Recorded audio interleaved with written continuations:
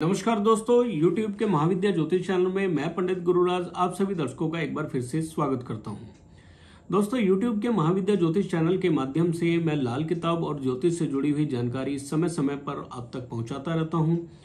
उम्मीद है मेरी वीडियो आपको पसंद भी आती होगी। अगर वीडियो पसंद आती है तो वीडियो को लाइक करें, शेयर करें और चैनल को सब्सक्राइब भी कर लें ताकि इसी प्रकार की जानकारी आगे भी आपको मिलती रहे। दोस्तों, लाल किताब के जो उपाय हैं बहुत ही साधारण, सरल और बहुत ही सस्ते उपाय हैं।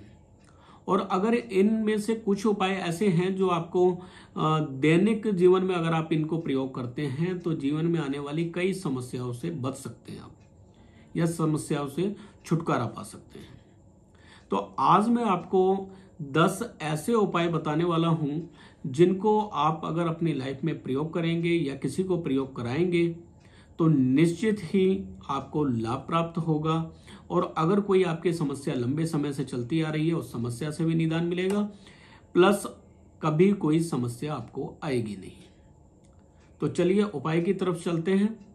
और हाँ, मैं एक चीज और बता दूं आपको, बहुत सारे उपाय लाल किताब के ऐसे हैं कि आप सुनेंगे तो आपको लगेगा ये क्या है, इसमें तो कुछ भी नहीं है, इसमें करना क्या है, इसमें तो हमारा एक भी रुपया नहीं लग रहा है। तो आज लोगों की जो सोच है वो ऐसी बनी हुई है कि जब तक आपका पैसा ना लगे तब तक आपको लगता ही नहीं है कि पंडित जी ने कुछ किया। यानी पैसा लगेगा तभी हमें आराम आएगा, पैसा नहीं लगेगा तो हमें आराम नहीं आएगा, यह सोच बन चुकी है। तो ऐसा नहीं है। लाल किताब में बहुत सारे उपाय ऐसे हैं जो बहुत सस्ते और बहुत साधारण हैं, और इन उपायों में उतना ही दमखम है जितना एक बड़ी तपस्या या बड़े यज्ञ में होता है। तो चलिए आज कुछ साधारण से उपायों की बात करते हैं और बहुत चमत्कारी उपायों की बात करते हैं। तो सबसे पहला तो यह है कि जब भी घर में खाना बने, देखिए घर की जो स्त्रियां हैं जो खाना बनाती हैं घर में, जो घर की औरतें होती हैं, अगर खाना आप बना रही हैं घर में तो आपने सिर्फ एक छोटा सा काम करना है। जितने भी रोटियां घर में बनती हैं उनके अलावा आपने 3 रोटियां सबसे पहले बनानी है। या ये करें कि रोटी बनाते हुए आपने 3 रोटियां निकाल के साइड में रख देनी है और बाकी की रोटियां जो भी बनाते हैं आप घर में प्रयोग करें। अब जो 3 रोटियां आपने निकाली हैं, आप उसमें से एक रोटी कुत्ते को दें, एक गाय को दें और एक कौवे को दें।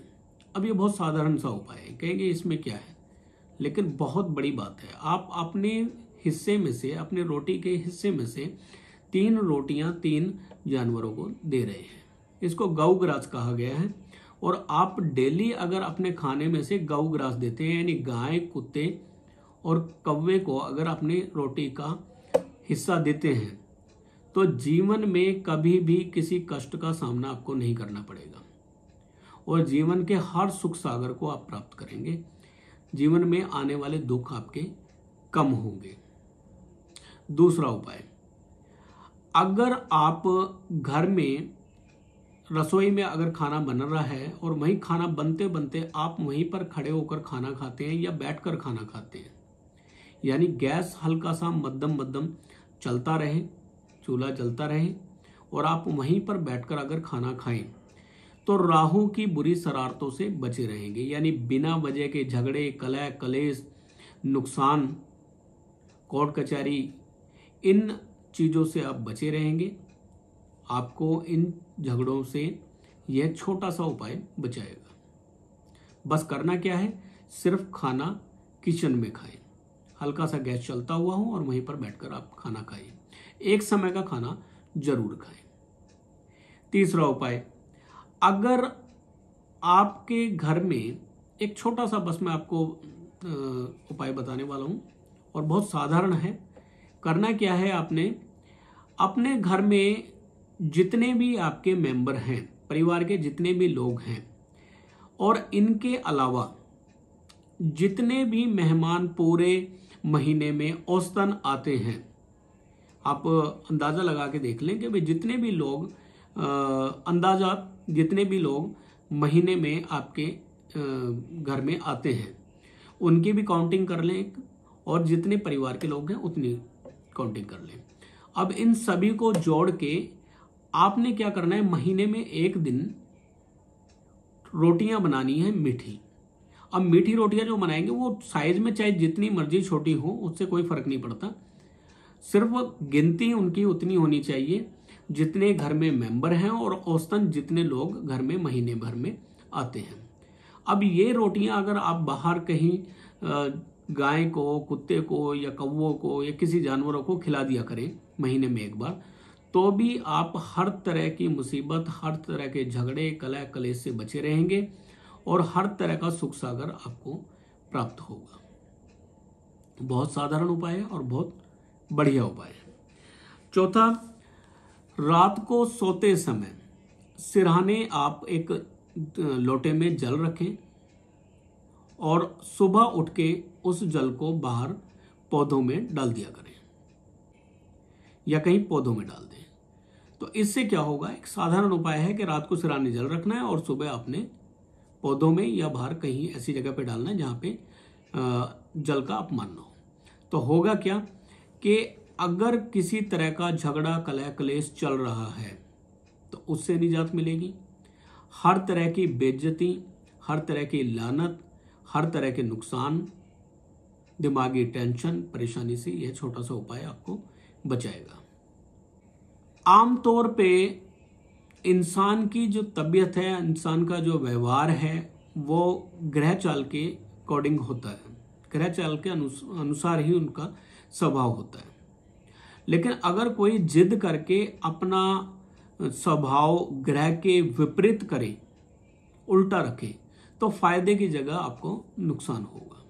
उदाहरण के लिए देख लें कि अगर देखा जाता है जैसे 7वें भाव में शनि हो तो इंसान का स्वभाव बहुत तेज तरार होता है, बहुत ही शार्प माइंड होता है ऐसा इंसान।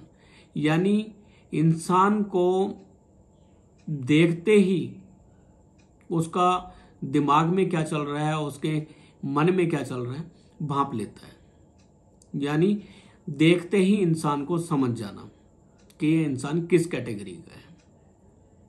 बहुत तेज तरार, चालाक या समझा जाए तो कई बार मक्कार भी समझा जाता है। एक तरह से चालाक और मक्कार भी कहा गया है शनि 7वें भाव में हो तो। अब अगर शनि 7वें भाव में है और इंसान का स्वभाव जैसा होना चाहिए, यानी तेज तरार, आंखों से ही इंसान को पढ़ने वाला और चुस्त चालाक यानी कि चतुराई से काम निकालने वाला, मक्कार टाइप का स्वभाव, तो ऐसा होना चाहिए।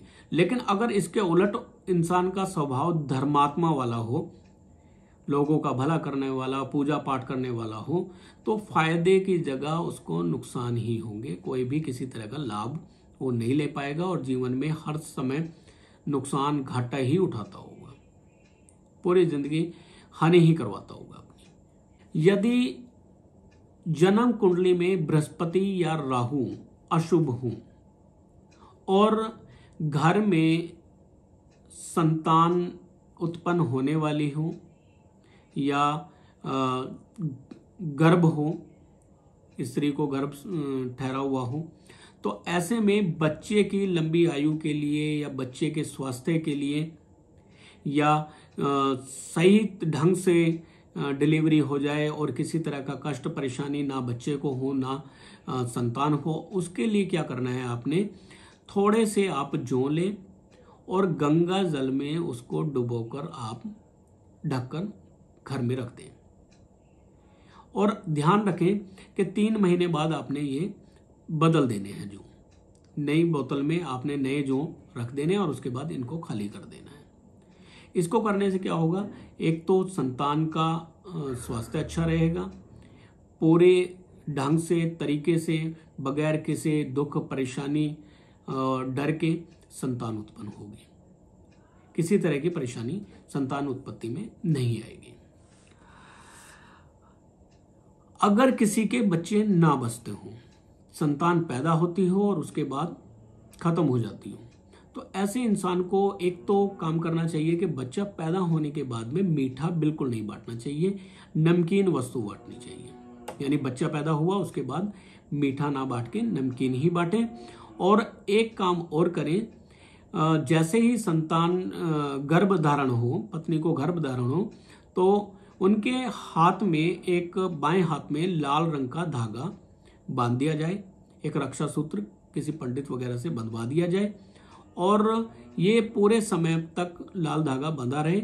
और जब बच्चा पैदा हो जाए तब उस धागे को पत्नी के हाथ से उतार के बच्चे के हाथ में ट्रांसफर कर दिया जाए और पत्नी के हाथ में दोबारा से नया धागा धारण कर दिया जाए।